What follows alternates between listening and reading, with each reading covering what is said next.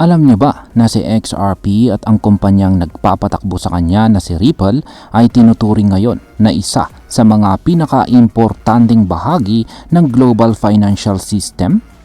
Ayon sa isang bagong report mula po sa US Faster Payments Council, mahalaga raw ang paggamit dito kay XRP at ng Ripple blockchain-based payment technology para matupad ang mga layunin ng G20 pagdating sa cross-border payments. Pero ano nga bang ibig sabihin nito? At paano po ito makakaapekto para sa atin bilang mga Pinoy crypto enthusiast? At ayan, bago po tayo magpatuloy, ay pakibasa na lamang po muna ang disclaimer dito sa ibaba ng ating screen. At ayan, ang source po ng ating balita rito ay ang The Crypto Basic. Ngayon ay simulan po natin sa unang katanungan kung ano ba ang G20 at ano po ang layunin nito sa cross-border payments. Ang G20 ay binubuo ng 20 malalaking ekonomiya sa buong mundo. Kasama po dito ang mga bansang gaya ng United States, China, Germany, Japan, pati na rin ang European Union at saka African Union. Sila ay may mga layunin na hindi lang basta para sa kani-kanilang bansa, kundi para sa mas mabilis at epektibong galaw ng pera sa buong mundo. Isa sa mga pangunahing focus po nila ay ang cross-border payments. Ibig sabihin ay gusto nilang mapabilis, mapamura at mapalinaw ang mga transaksiyong pinapadala mula sa isang bansa papunta sa iba. Ayon po sa report, target ng G20 na bago po mag 2030 ay una, maiiba ang average cost ng cross-border payments sa 1% o mas mababa pa. Pangalawa ay mapasok ang 75% ng mga padala sa loob ng isang oras. At ang pangatlo ay magkaroon ng mas maraming options para sa mga retail at saka wholesale transactions, pati na rin ang mga remittances. Isipin mo na lang, pag pinadala mo ang pera mo mula Pilipinas papuntang Amerika, gusto ng G20 na halos instant na ito at mura pa. Ngayon is ano naman po ang role ni Ripple at XRP dito? Ngayon is dito na po papasok si Ripple at saka si XRP. Ayon po sa nasabing report, si Ripple kasama si XRP ay isa sa mga pangunahing technology na maaring makatulong para mapatupad or para matupad ang layunin ng G20. At ang tanong po dito ay paano?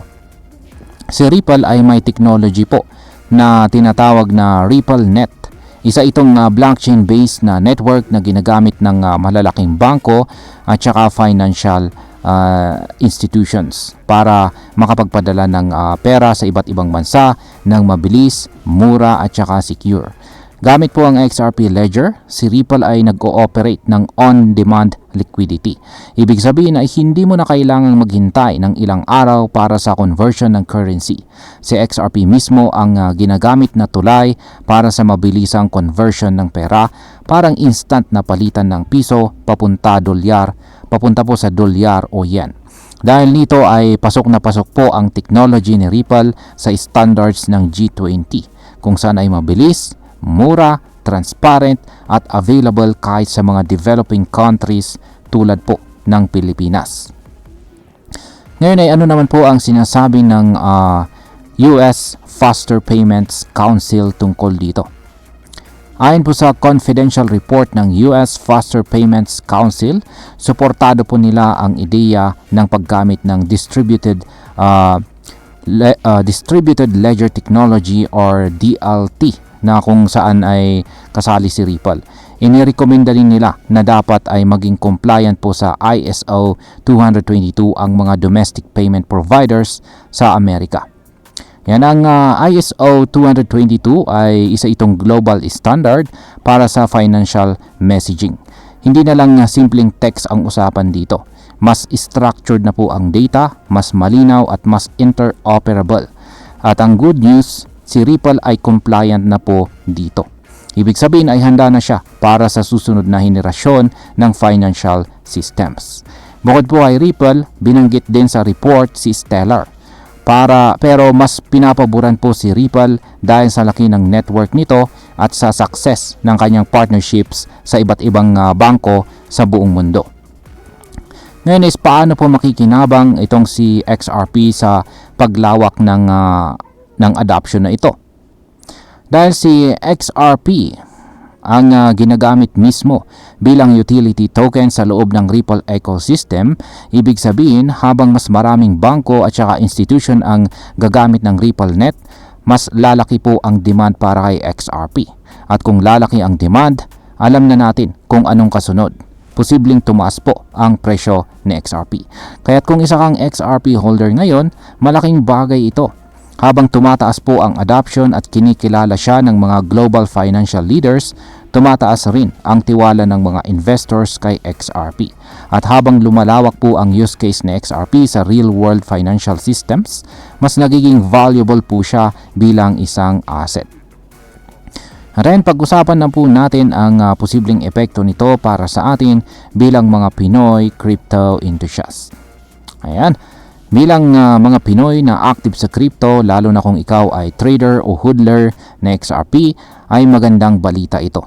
Una sa lahat, pinapakita nito na hindi po basta-basta isang coin lamang itong si XRP.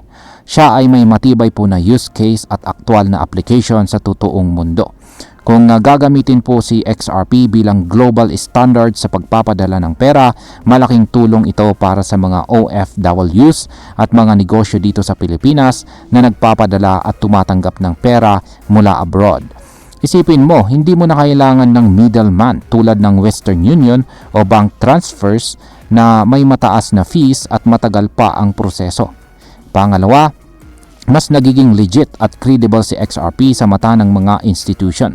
Kapag ganito po ang takbo ng balita, mas nagiging confident ang market at kadalasan ay nagre-reflect ito sa presyo.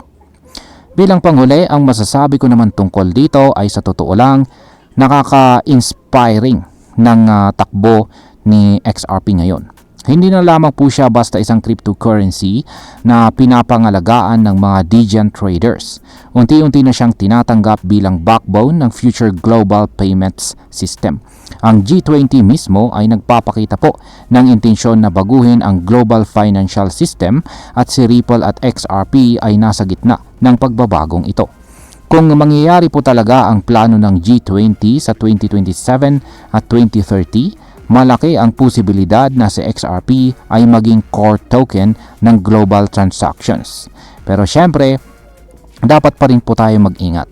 Ang crypto market ay volatile pa rin at may political at regulatory risk na hindi natin kontrolado. Pero kung long term ka pong mag-isip at naniniwala ka sa technology, mukhang magandang hawakan or i-hold itong si XRP. At ayan, hanggang dito na lamang po tayo sa video na ito mga ka-crypto. Marami pong salamat sa panonood. Ingat po tayo lagi at God bless po sa ating lahat.